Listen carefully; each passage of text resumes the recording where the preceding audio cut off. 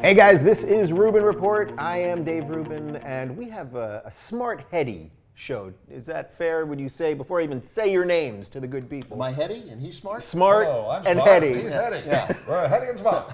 Rick Overton, Ben Mankiewicz, two of my favorites, and we got a lot to get to, so let's do it.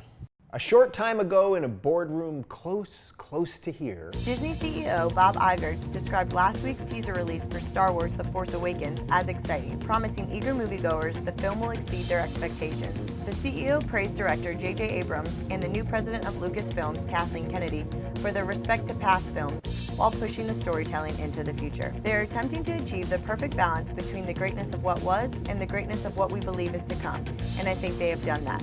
When people see the film, they will agree. The film is set for release on December 18th, 2015. All right, so naturally we're starting the show this week with clearly the most important thing happening on the face of the earth. I am incredibly excited about this. Almost everything I believe I learned from Star Wars. I even thought the prequels were okay. I get a lot of shit for it. Jar Jar, as I should. As I should. All right, so Ben, I got to start with you here as the movie guy. Do you have the faith in the Force that I have with this thing? I have a lot of faith in J.J. Abrams. I think odds are that it will deliver. That fan base, apparently, as evidenced by what you just said, will literally watch anything. Yeah. So, it seems like it'll be better. That trailer has the feel, and, as a movie critic, you don't want to make any bold decisions based on a trailer. One, people will laugh at you, and two, you're going to be wrong. Yeah, but come on, be wrong right now. That said, it looked good. It looked like it was taken seriously. It didn't look like a joke. I saw Star Wars 3 times in 1977, like everybody else of my age. But the second and third time, I was like, I guess we're going to see Star Wars again because this is what we do because we're 10. Yeah. But I am not that into this. Really? And it has never meant anything. I didn't see The Empire Strikes Back for 15 years after it came out. I saw the first, I saw the third, and then I had to kind of piece in Empire Strikes Back. And you call yourself a movie reviewer. That is disturbing. Rick, how do you feel about this thing? Do you think, okay, so the prequels, everyone gets it. They weren't as good. This was George Lucas directing all of them after writing all of them, et cetera, et cetera. But now J.J. Abrams. I'm sitting in the theater, and some middle-aged guys around me, roughly my age. I'm 60. There's other guy's gray, sitting there waiting for the movie to start.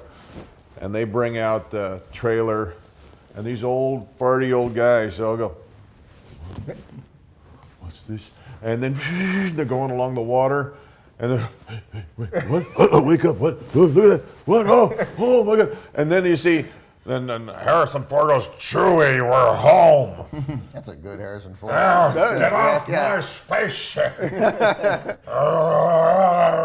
Wait, that was Harrison or Chewbacca? That last one. Now Chewbacca, I'm doing a joke, and now he's old too, but he isn't. He looks exactly. He's got just for Wookiees combed it in there or something like that. Because they didn't change that suit at all. Yeah. So your point is that this is exciting. I haven't seen grown men cry like that since Ray Kinsella's dad came out of the cornfield. That was a movie. All right. So the Disney part of this. Look, Lucasfilm was huge. It started small and it became something huge. But Disney's even bigger than that. Does this just mean more toys? Does this mean more mainstream? It's probably both. I mean, look, Disney, they haven't had, what is it now, 65 years of enormous success by accident. They know what they're doing. Yeah. They are professional movie people. Yeah. And this needs to be a professional movie. And by the same token, we're going to get blasted with more Star Wars stuff. Yeah. Well, okay. My cynicism about that has been completely eroded by reality. Like this is the world we live in, and that's what's going to happen. But the important thing is, what kind of movie are they going to make? Like, if you're blasted with product placement and kids are inundated with Star Wars stuff to buy and video games that then go with the first three movies, the prequels. Well, then you're appropriately cynical about it. I don't think any of us were cynical. I certainly wasn't, even though, I like the Star Wars merchandise, I had the little action figures. Yeah. And those were great. I liked those a lot better than I liked the first three movies. What do you think about the Disney part of this? Do you think there's a risk in having just 2 or 3 studios that own pretty much everything? They own all the Marvel stuff now. It's all coming out of the same factories. Well, I sure was surprised when they took a gamble Guardians of the Galaxy, which is like a really not at the same size franchise by any means, and they dumped a ton of cash on it. It will be running neck and neck with Guardians of the Galaxy. I think those will be the two competing forces. Do you think that it will ever come close to catching up? I know toys-wise it hasn't. What's interesting about Star Wars, what is that you talk about those older men sitting up and taking note and coming out of their All right, it was me. coming out of their heart disease for just a moment. That's what Guardians of the Galaxy is up against. Is this multi-generational penetration that Star Wars has. There's enough money for everyone. There's plenty of money going on. Real quick, so is that what captured your imagination the way that Star Wars clearly captured mine? Is there something that did it for you? Star Wars completely, it framed so much of what I think about things. Is there I'm something 60. that 2001. Yeah, all right. Promised me a decade ago there'd be a civilian space station and that there would be Pan Am Airlines, and I have been completely betrayed by my culture. Yeah. I would like to know, and I mentioned this on Twitter, and I didn't get nearly as much hate as I thought I would, but it is a little weird, going back from the first movie, and apparently from the trailer, that when the X-Wing fighters or whatever when they shoot in tunnels at the ships in front of them, and they miss, that thing never hits anything. Like there's never an explosion further down the tunnel. I mean, of where the ricochets and the it's random shots miss hit. a It's going to hit something eventually. You're And in there's a no tunnel. ping, right. There's no, Right. That's a little brief complaint. So I guess your answer then is no, nothing captured your imagination because you're so literal and you want such truth. What captured your imagination the way Star Wars captured mine? Let us know in the comments right down below. Area man really, really, really hates cable news.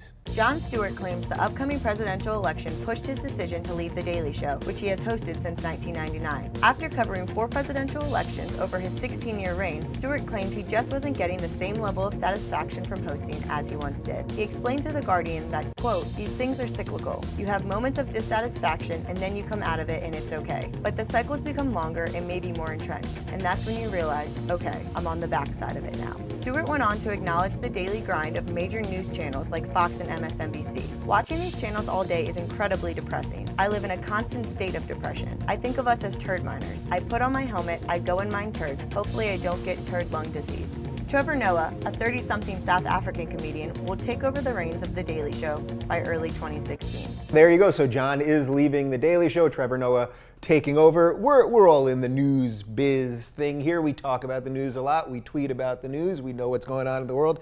How much do you empathize with that he had to be in this thing constantly? It's a suck. Isn't it a soul-sucking thing at some level? Imagine being the host of a local show for 10 years with all the same faces in the audience looking back at you to do new material every time you face them. Yeah. Locally.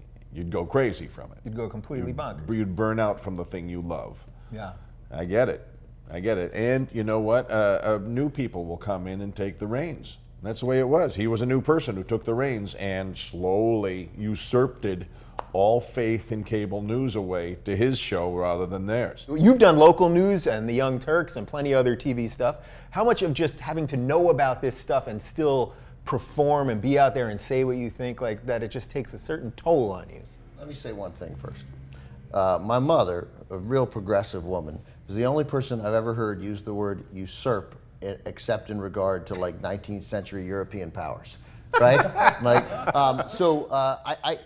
don't think there's no, this is without conspiracy theory, that read incredibly true. You do something, almost anything that long that requires that much investment, unless it changes.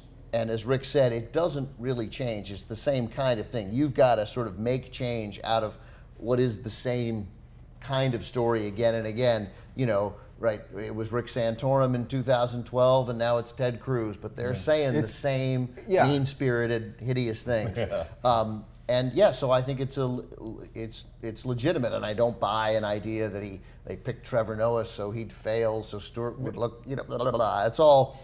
Oh, really? Is that what they're saying? That's what I heard from a couple of people. No, boy. But I don't. Twitter. But I mean, why does Jon Stewart need to be more validated? Like, it doesn't matter if Jon Stewart, he's good. Not Craig Kilborn. Jon Stewart is the godfather of that show. Jon Stewart made that show what it is. Right. And when you make a movie that's pretty good and you enjoy it, and it was kind of an important movie, like, you know, he can say, I don't really know, I'm not thinking about that right now, but I guarantee you, he wants to direct some more movies. He was pretty good at it, and directors get better as they go along. So Yeah. I would imagine that's exactly what he wants to do. To your point about how the show turned, I interned at The Daily Show in 1999 when Craig Kilborn had just left, and Comedy Central was barely a network at that time. I mean, not only did they build this show into an institution, but they built the entire network. How important do you think is satire in the political scheme of things? You know, our friend Jimmy Dore always says this thing about how Chuck Todd admitted on Meet the Press that if he ever asks a hard question, the guest will never come back.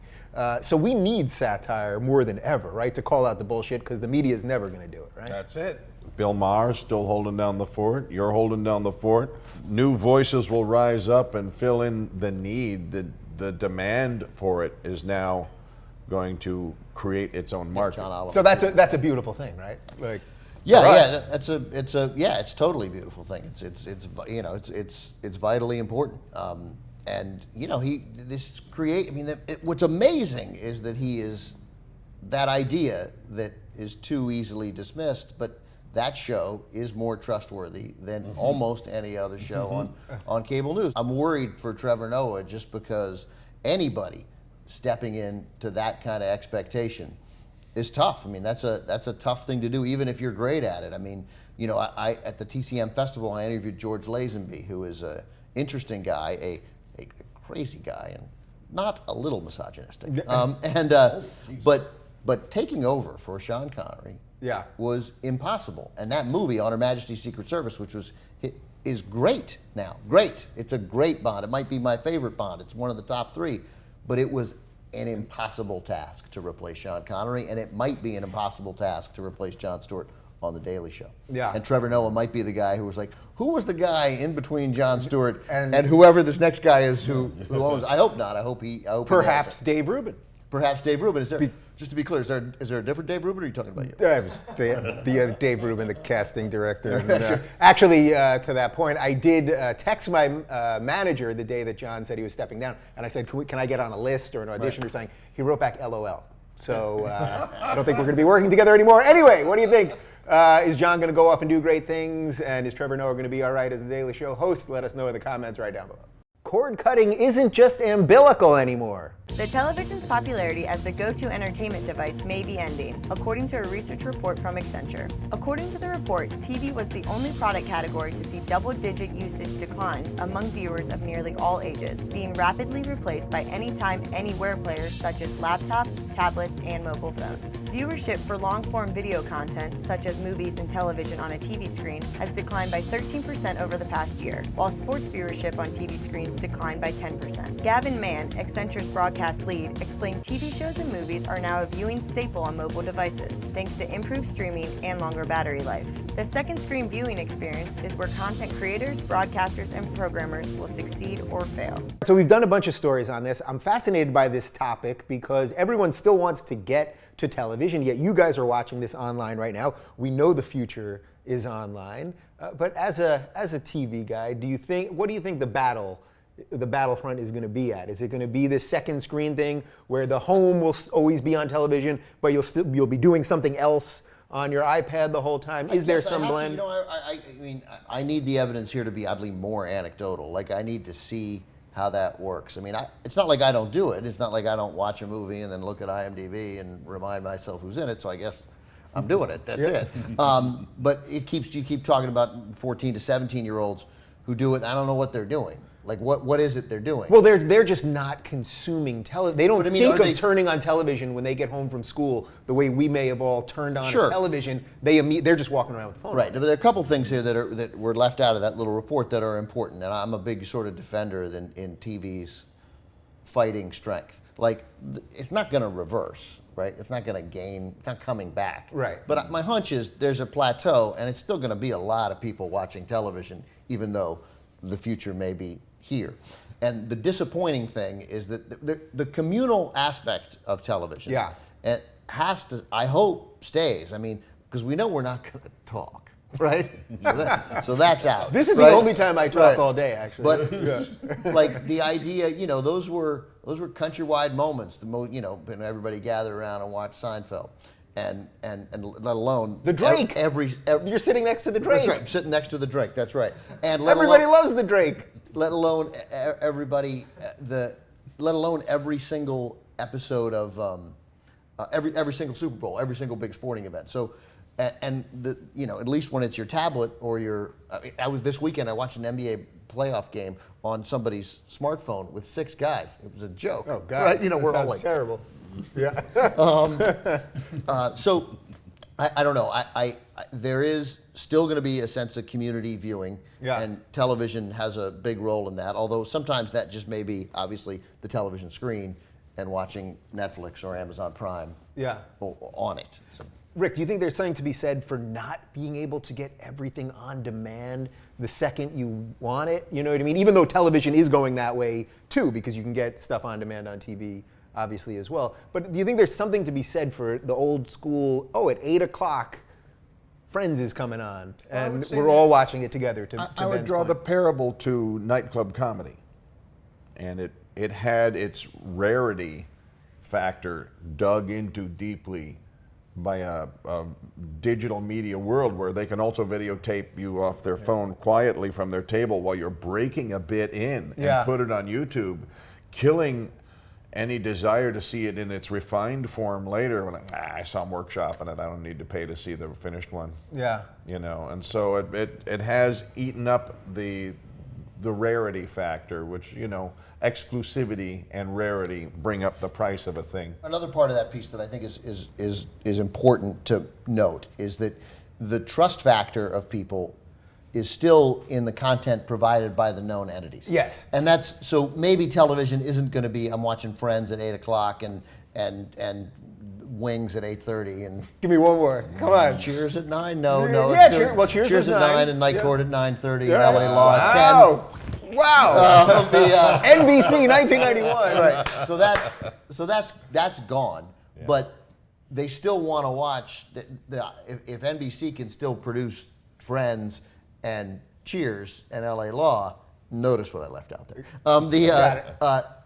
There's still a market for that. It just won't be at 10 o'clock on Thursdays, but, that's still what people want to see. And there are still only going to be a limited number of entities that can produce that kind of quality. I think what this tells you is that the idea of, to quote Springsteen, 15 years ago, or 57 more than that, 20 years ago, 57 channels and nothing on. Now 357 channels and nothing on. We probably cannot sustain that many channels. These stats have to mean that some channels are just going to go away, I would think. Bring us home. To have to pay all that money, originally cable, the whole point of cable was no commercials. It's all commercials now. It's all commercials. Nothing but commercials. Except on Turner Classic Movies. Every movie as it was meant to be seen, uncut, commercial free. Turner, classic, the good stuff. It's almost as if someone here works for Turner Classic Movies. Oh, I'm actually a big fan of Turner Classic. Anyway, what do you guys think? Are you cutting the cord? Are you okay with staring at everything on your small device? Let us know in the comments right down below. God is almost done picking his 2016 fantasy team. Ohio Governor John Kasich continues to hint at his interest in running for president, but says he's waiting on a sign from God before making the call. Kasich, who is eyeing a slot in the GOP primaries, opened up on NBC's Meet the Press, reasoning, "My family is a consideration, but the most important thing is what does the Lord want me to do with my life?" However, Kasich isn't just going to wait around for a sign. He's been active on the trail just in case, as one of the 5 Republican governors considering a bid for the presidential nomination, including Scott Walker, Chris Christie, and Rick Snyder. Okay, so it seems to me that what a crazy person would do is wait for a sign from God to do something. Often murderers, isn't that what a lot of murderers do? They get a sign from a dog, which is just God spelled backwards, or something like that, to do something. But that's what this man is actually waiting to do. He's waiting for God to go, you should run. Here's the thing. Run for president. But no, he's not. And that's what's almost worse. Like if he were waiting for God to give him a sign, like Sarah Palin or Ted Cruz, who I think maybe legitimately think they get signs from God, and some others, then I would be more willing. It wouldn't be quite as cynical. It would just be crazy. John Kasich is, by all accounts, not even in the totally lunatic realm of the Republican Party. But they all have to be if they're running for president. So he has to pretend, this guy, this party guy, has to pretend even, and dismisses his family. I'd be like, Dad, fuck off. Yeah, no, ask me. Don't wait for some sign. And then going through, but no, I'm still going to visit Iowa, New Hampshire, just in case God hasn't made up his mind yet. I mean, but he's pandering because you cannot win unless you pander. So is that everything that's wrong with politics right there? He has to get through a primary, which is basically just an exercise in who's the craziest, and he has to do that just so that he can then bring all those positions back at some level, right? This is the classic comeuppance moment in the horror film where the mad scientist that built this giant, dangerous, stupid, stomping monster is working the remote control and it's coming at him and back, and the remote doesn't work anymore and now it's coming for him. Yeah. Back, I tell you. He can't control. So that's now what they his do. monster's coming for him. It's the thing that was supposed to make life easier for them by breeding this generation of remote controllable people now is backfiring because of all the dogma and edict with those people. They all want him to look like he's standing by it. We got the people, interesting people who seemed interesting in that party are instantly no longer interesting when they run for president. Rand Paul was causing at least some progressives at some point to be like, if I had a gun to my head and had to vote for a Republican, I think I could maybe vote for that guy. Not now. No. Now he's increasing the defense. And the things that made him interesting, he's completely abandoned. Yeah. I wouldn't vote for Rand Paul. Might be last on my list now. And then a guy like Marco Rubio, who comes out, he's young like Obama, a new senator like Obama, and then has an actual interesting idea about immigration that breaks with his party. Nope. I hate immigrants. I hate immigrants more than the other guys. Yeah. Now he just seems dumb. So what role? I get it. We're LA elitists here, so it seems nonsense. At least we have one LA elitist here. We're not, but he is. But that we are here, so we can watch this stuff and think it's completely bonkers. But obviously, Kasich is talking to someone. He's either talking to the people that believe that he's talking to God, or he's just talking to the people that want to hear it. As you're saying earlier, how many of those people actually exist anymore? It's hard to tell. Enough to make a difference in Republican primaries. I mean, we've seen it. I mean, that was an audience that cheered the death penalty, that booed a gay soldier. Yeah. These guys are bad Americans. They are bad for the country. They do not reflect the ideas that made this country great. Remember that everyone who's going to run, who would be honest, who would say like, no, God's not asking me to run. I'm practical. I want to reduce spending. I want to have the budget balance. That's a big thing for Kasich, constitutional amendment to balance the budget, is going to say the words Jon Huntsman. Like, hey, no, a guy tried that, and he was a joke, and he never got more than 2% of the vote, and now he's not even in the party. Jon Huntsman, real quick, when he ran last time, and I was tweeting about all the debates and everything, the only joke I could make about him was that he seemed like he was being held hostage by crazy people, because he was actually sane and shouldn't have been. It's like a cold water. He was actually a decent guy, but he's not running, unfortunately. Anyway, what do you think? Do these guys just have to pander? Is our system so broken? Does God have a place in politics? Let us know in the comments right down below. Shocker, America really, really loves guns. A new Pew Research poll shows 63% of Americans now believe having a gun is the best way to protect against crime, with the support for gun control at a 25-year low. Pew suggested that the change is the result of Americans believing that crime is a big problem, despite statistics showing the opposite. According to Pew, it's unclear why public views on crime have grown more dire, though many blame it on the nature of news coverage, reality TV, and political rhetoric. Yeah, we love guns. We've always loved guns, no matter how many people are killed by guns, no matter how many children are killed in elementary schools, no matter how many shootings there are. After Newtown, it sounded like maybe we were going to get some gun control. Something like, quote me, I think we've talked about this on TYT, something like 90% of Americans wanted stronger gun legislation after that. Somehow that couldn't get passed. What is our fascination with guns? Well, you don't have to be correct when you have a gun. You make everybody agree with you by pointing a gun at them, then you force people to pretend that you're right. And so a lot of people can get to be wrong and powerful, as opposed to me. I just have to be correct. I'm unarmed, so I just have to be armed with what I'm saying and the meaning of it. But you can stop, and any of your dogma can be made correct. The one with the gun doesn't have to be right. He just has to have what he's already got. the one without can scream and shout, but even if he's right, he still gets shot. Guns, we love guns, right? I mean, this country just loves guns. Obviously, look, again, I work for a network that celebrates classic Hollywood, but classic Hollywood played a role in the gun fascination. I mean, the most popular movies there in the 1930s and then into the 40s with the war movies, but the 30s with the westerns, the guys we idolized, the heroes, they weren't guys with the best ideas, they were the guys with the biggest guns. Now, you know, they were, again, generally the guys on the just side, but you made your case by shooting people, by killing people, and you needed a gun to do it. So we've been fascinated with guns for a long time, and obviously we won our freedom by using guns and beating the British. I mean, it is the media, it is the NRA-funded media, it is not just Fox News, but local news stations across the country. I worked in local news for 5 years. That expression, there's never been a bigger cliche that is more true, that if it bleeds, it leads. That is 100% true. Yeah. What about single-person shooter games?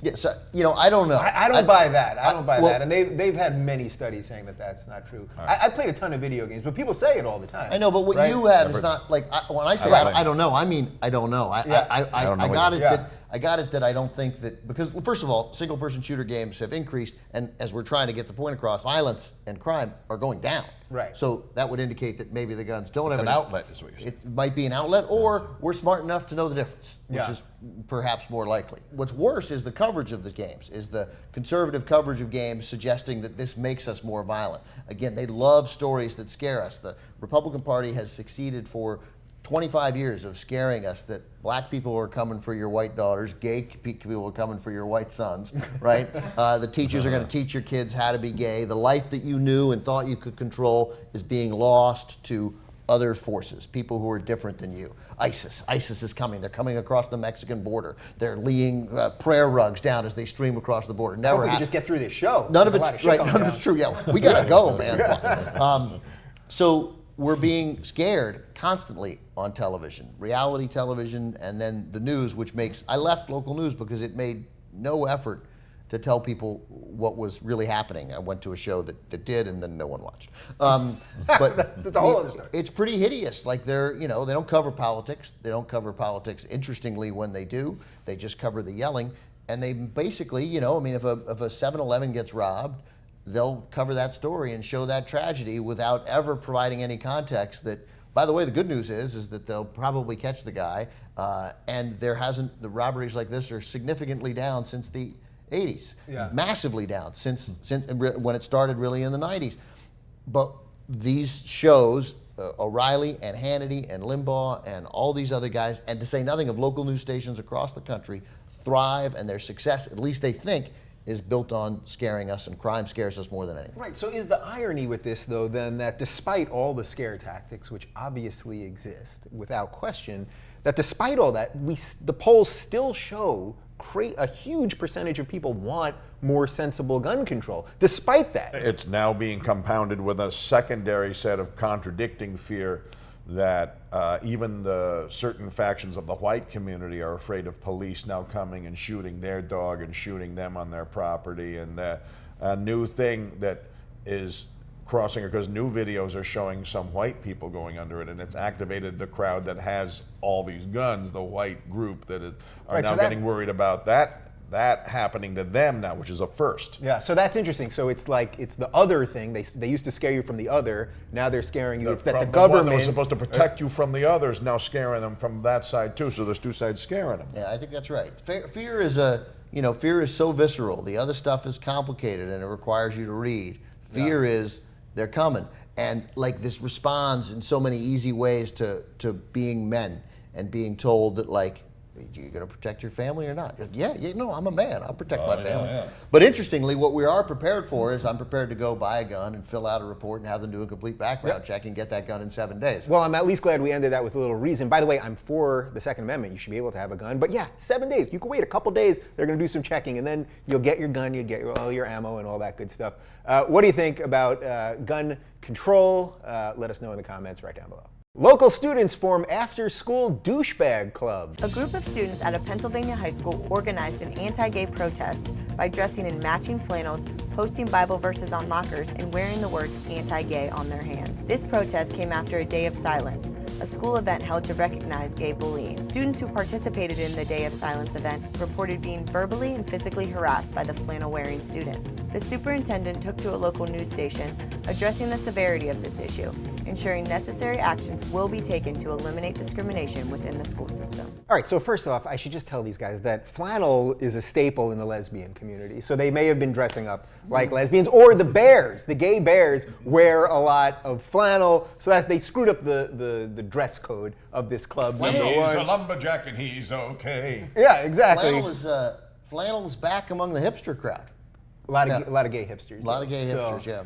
But so yes, they created this club where just a couple dudes were hanging out together wearing flannel. That seems kind of gay to me. But Cut Yes. to the footage of them all, circle jerking each other. Exactly. And the video comes out. It's over. No one not closeted hates gays that much. No one. That's the rule.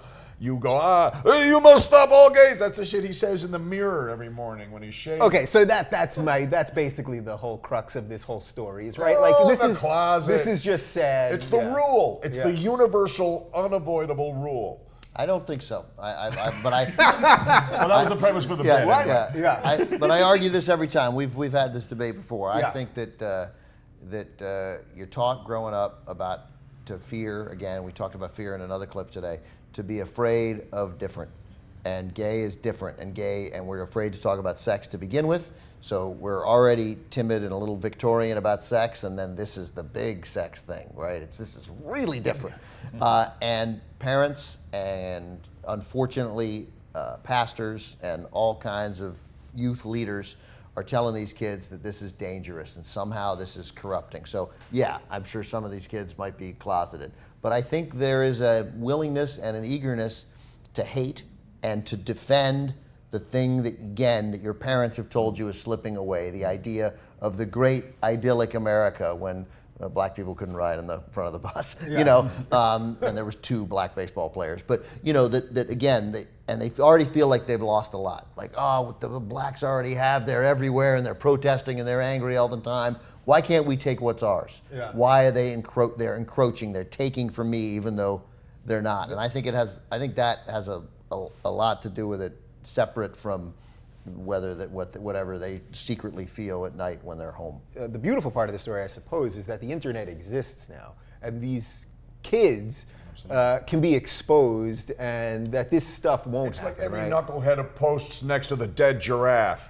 You're done, you moron. Right. You fucking dunce. You just blew it while you're going, hey, look at that. Why does my life suck now? Why am I miserable and drinking? Because you showed Earth and you live in a bubble this big. You live in a Habitrail tube. And when you come out of that tube and you see how everyone's looking at you and saw what you did, their minds are being blown. They're all completely isolated. But Ben, aren't you then bullying those guys? They're just trying to stand up for what they believe in. Aren't you a big left-wing bully? I care less about bullying than some people. I think that part of it toughens you up. I think that when it's directed at a specific group, it's obviously dangerous and schools need to do something about it. I do worry about keeping these kids from expressing their point of view, but they need to be outed, oddly enough, for being the sort of vitriolic haters that they are. Notice that there are no girls doing that, because it's only these idiot guys. What, 8 of them?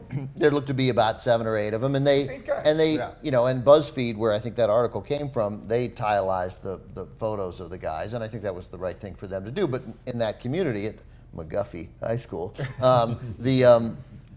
everybody knows who they are. Yeah. And that's what they'll say, because again, part of this thing is if you're sort of white and Christian and everything's fine, but you don't have quite as much power and influence as you used to, the new idea, again, echoed by Fox consistently and by Limbaugh on the radio, is that you're the victims. So these guys have somehow felt, because there was a gay pride day the day before, where kids who were different and have felt isolated most of their life stood up and said, I just want to be able to go to high school and be myself. I ask for nothing more than to be able to go to high school and be myself. That somehow these guys have been led to believe, again, by their parents, sometimes by lousy pastors, and by mass right-wing media, that somehow that is a threat to their way of life. Man, the that whole- is some sick shit. And so Victimhood. and the whole anti-gay thing is just basically they're useful idiots being used to keep the production line moving forward of new customers, because gays don't produce new Christians. Yeah. Even though Christians continually produce new gays. Are you a Christian producing a gay? Let us know in the comments right down below. Everything's bigger in Texas, including their gay porn consumption. The Bible Belt leads the United States in consumption of gay porn, according to the recent data from Pornhub.com. According to the website's findings, Mississippi leads the country in gay porn viewership at 5.6%. Not to be outdone, Louisiana and Georgia are close behind at 5.4%. On average, every state in the South watches gay porn at a higher percent than the average of states where gay marriage is legal. So we just did a segment, which we'll link to down below, about these kids in high school that were forming an anti-gay club.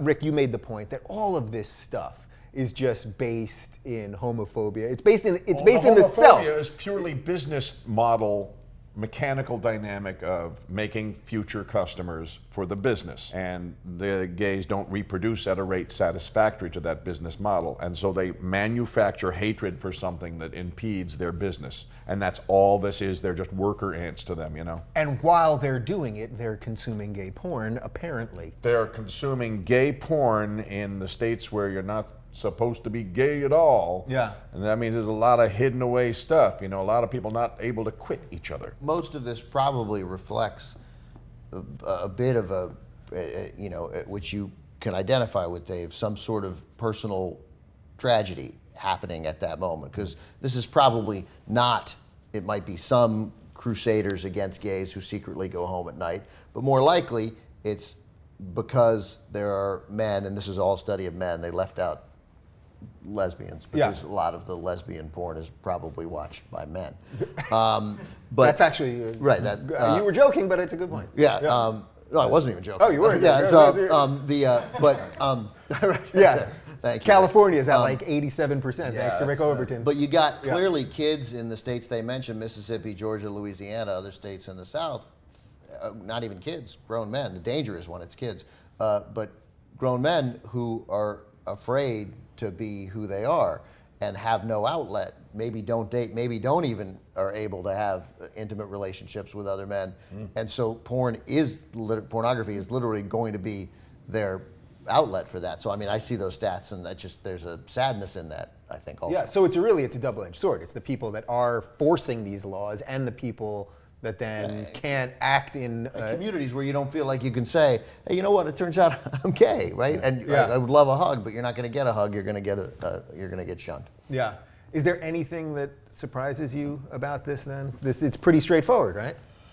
It's strangely reassuring that there's an undercurrent of whatever humanity is trying to become still going on. It just looks like these different things right now, but it seems like in 25 years, Texas could be an entirely different colored place. Yeah. Or sooner. It's happening right now. It's breaking apart. This means it's disintegrating the old model, like evolution does. Yeah. So where does this put the gay marriage thing for you? Because I'm sort of okay with the way that it's just happening state by state. If that's the way it's going to happen, and that's the way it's going to happen for weed, as opposed to the federal government coming in and just making it happen. It didn't take that long, actually, if you look at these last couple of years. But I mean, now the federal government needs to act, I think, and I think the Supreme Court will settle it. You know, yes, in a general sense, having it happen state by state is okay, but there are gay people living in that state and that don't have it that should be able to get married, and they shouldn't have to leave Georgia and move to Maryland just because they, love a guy. All right, I don't know that I can add anything else to that. Well said, guys. What do you think? Gays, porn, marriage, there's a lot there. Let us know your thoughts in the comments right down below. The Never-Ending Story Reality Edition. Google executives have expressed their desires to live forever, but Ray Kurzweil, Google's director of engineering, has come out with his specific plan to achieve eternal life. The 67-year-old computer scientist swears by his strict diet regimen of fruits, healthy fats, dark chocolate, and up to 100 pills he pops every day to promote brain, sexual, and overall health. Kurzweil explained the key to longevity is 80% genes, 20% lifestyle. But if you're diligent, it's 90% intervention and 10% genes. Unfortunately, Kurzweil's intervention isn't for everyone quite yet. The 100 pills add up to about $1,000 a day. All right, we've done a bunch of stories on Ray Kurzweil. I'm sort of fascinated by this because we're living in the time right now where it might be possible to live forever. Ben, you laughed at when a reporter said diligent, because I don't think you're not diligent enough to live forever. He's crazy. We're not living in a time where maybe we can live forever. You don't think so? You don't think that this 100 pills No. and eating right and good No, genes? of course not. It's not going to happen. It's not even debatable. I mean, What about Ponce de Leon and his water? We're living in a time where we live longer because healthcare is so good and we know how to live better. But he takes 100 pills a day. 100 pills. It's down from, he was taking took like 250. Yeah. That's right, he took 250. And like it starts so normal. You're like healthy eating of fruits and dark and good vegetables and dark chocolate. And you're like, great. Oh, and 100 pills a day at a cost of $1,000. He hasn't figured it out. He just Right. doesn't want to die. 100 pills a day, there's 24 hours a day, so that's about 4 pills, basically 4 pills an hour. It seems like a lot. It's a lot of work. Would you want to do that much work? Well, I'm not in a financial bracket for my life to be that important to save. Only above a certain thing do you get to go to Elysium in orbit, right? Yeah. And have the bed heal everything for you. I'm one of the worker class down here that coughs and falls over one day. Yeah. No, I'm trying to live a little better. You know, there's another Richard Overton who's 107 years old. No, You see really? that guy? Is that right? Yeah. Can we he's, book him? Yeah, Get I him should've had on here. him on He this, lives yeah. in Texas. He's awesome. And Yeah. so there is going to 100 now as a goal, you know. And I am curious to see how all of this turns out. That what's going to happen, though, is you're going to have really, we talk about the 1% and the 99% now, but you're going to have this rich level of people who will have better healthcare, better access to food and water and all of that stuff. And at the end, they'll be able to take all these pills. And we're just going to create this system where you're going to have people that are living forever or living extended periods, and everyone's just dying off. It is Elysium, Those pills, right? they're made of us. Yeah. The Soylent, Oh, great. Orange It's sort and of, white. Yeah. orange and white. You keep reading about the people who are 107. Is Richard Overton like your dad or no? He's That's just a- 108 now. No, he's an just a- African-American war veteran who lives in Texas Oh, and nice. Smokes a cigar every day, and he You need still to meet- drives you a need to car. go there I and meet want to him. shake his hand. Yeah. Right, but not too hard. Yeah. I think he could take it. But you read the stories about some 113, 114-year-old Japanese woman died. And Yeah. they're not rich. It doesn't seem like some of these stories. But like my doctor just retired at a very young age, and he retired. It turned out not to really retire, but to have families pay him. I'm slightly wrong on the number. $50,000, $60,000, or $70,000 a year, like 40 families. They pay him that much money, and then he's their doctor, and he comes, and you don't have to pay anything else. You're sick, he comes to your house, or you go to his office, and he takes care of your kids, and all your blood work's free. And like that's the new. Like, he realized, I can do this. I have enough clients, and I suppose if you were worth $12 million, that might be a useful way to get medical care. But obviously, that is a level of care that the overwhelming majority of people are not going to be. So you're able saying to we get. already have this A system, little bit, basically? yeah, that's right, yeah. And Yeah. this guy has it. How's he getting these pills? Anyway, would you even want to live forever? Do we lose something that's very human if the thing never makes the full circle? Let us know your thoughts in the comments right down below. I, for one, welcome our new robot overlords. Meet Ham, a humanoid robot that can smile, frown, wink, or even act drunk, all at the push of a button. Wowing crowds at an electronics fair in Hong Kong, Ham's myriad facial expressions are controlled by 40 motors. These are covered with a unique human-like skin called frubber, short for flesh rubber. The ultra-realistic android can also recognize and interpret the expressions of real humans it comes into contact with. All right, you guys know I love these robot stories. I love all the future stories. The creepy part of that, I thought the creepy part? The whole thing was pretty damn creepy, but frubber. Rubber. Flesh rubber. All right, we just did a segment on living forever. You mocked living forever, Ben. I did. But robots, will you at least concede that robots are going to replace us? Yeah, I mean, to some extent. They're talking about healthcare. It's good. It's just more people could lose their jobs, could lose well-paying jobs. I'm all for it. That piece was like, I don't know how much we just showed there, but a piece is like 1:50. And Yeah. like, We'll link to the full video. it's not that good. Because in that story, basically, here's what we saw the robot do. Like, this is my camera right Yeah, here? right here. We saw the robot do like 9 times. Oh, Like, that's wow, it. Separate eyes. Yeah, separate eyes. Like, it So can he wink. can do a little more than Rand Paul can do with his face. That's right. That's totally right. So I don't know, man. I just like, and I love that one of the settings is drunk. Like, because that's what you need. Like, because the future of healthcare, that's what you want. Yeah, Puking robots. Yeah, no, Yeah, it's great that they made his face look like one of the guys Robert Downey fights with as Sherlock Holmes in an alley somewhere, you know. Hello, like one of those Mr. Holmes. But isn't this how it starts? It starts with us looking at a robot that's just a head on a table, blinking one way, blinking the other way, That and was then Skynet? You're saying that's Yes, how that Skynet, this- that was the hand Yes, that they find? Yeah, yes. and Isn't build that everything around that? yes. Well, they keep not getting it to go very far. He got all tangled up and confused like Siri does, and you're trying to find, you know, like a place to eat, and she's just sending you to a gas station. That's still still really simple. We're being drawn in by fake facial features. The more popular model is the Japanese hand job robot. It's going to be all hand job robots, gonna be all all- female. Well, Japanese we've done hand job stories on robots. sex bots. At the end of that piece, in fact, they're like for healthcare that they want to have. It'll be the robot actually is a more approachable woman. Yeah. No, but I mean, Yeah. it's like he couldn't stand to do the story the way, like, yeah, and I'm sure that, yeah, I mean, that seems to be where it's headed anyway. But I mean, why is if it's for healthcare, Yeah. why is the female more? It's a robot. Makes Right, so right literally now- couldn't make difference. It's not real. Hey, I'm not. This isn't gay if a male robot's jerking me Right, off. is it? exactly. Would you be jerked off by a male robot as a heterosexual man? Only on a long drive. No. Oh, what the hell? Yeah, I mean- we're not in Vegas yet. Isn't all this just how we're disconnecting ourselves Yeah, from yeah. humans? That's really what's going on here. That right now, I just saw another story in Japan this week. They have bank tellers that are robotic.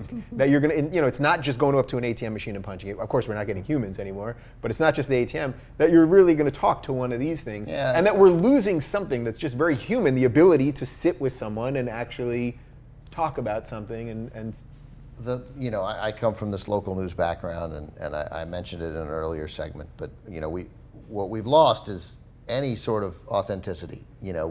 We have, the reality TV worked in the beginning with Survivor because we actually felt like we were getting something authentic. I didn't watch it, but I saw a couple episodes, and it was. They left so much of the book out. But then, like local news and the real news and everything that we are sort of seeing now is fake. The outrage is fake. We're mad at everything everything is, and so little things that matter, like again an interaction with a bank teller. At least it's real. At least Yeah. it's authentic. And I enormously bemoan the loss of authenticity. But what there really is going to be the loss of are jobs, and that's what this is. I mean, robots, it's fun. When you think about robots, you like doing robot stories because you're like, hey, it'd be great. Me and David will have a robot in the house, and he'll like sweep up and do the dishes. But then what's David going to do? It's funny, and do fun stuff. But who's going to buy the robots are Kaiser, and they're going to buy 375,000 of those robots. Yeah. And that'll let them fire 675,000 people. Yeah. And those people will have to take, again, the economy's better and jobs are coming back, but those aren't good jobs that are coming back. And those people will take lousier jobs, and the disparity between the rich and the poor will That's get when a they little have to bit do worse. mining on Mars. Right. So Okay. it All all, the taxi drivers are robots. Well, that's right, but you know what? Robots, they'd be excellent Mars miners. Total Recall, also one of my favorites. Anyway, what was the point of the story? What's your favorite movie? No, robots. Are they coming to kill us? Let us know in the comments right down below. All right, that's the big show. I'm going to let you guys pimp yourselves out. Talk to the good people right over there. Hey guys, Northern California friends, on the 28th of April, I'm going to be at the Throckmorton Theater. So come on out for a fun Tuesday. There you go. Ben Mankiewicz, Ben Mank77 on Twitter. You didn't want everybody to have to fill out the whole spelling of the name. That's right. Ben anyway, Mank. Ben Mank. And also, it's a way for people to think, could that guy have been born in 1977? Is he 38? I think he is. I don't know that you're fooling anyone. Anyway, thanks for watching, guys. Oh, hey, We fuck will off. do it again next week.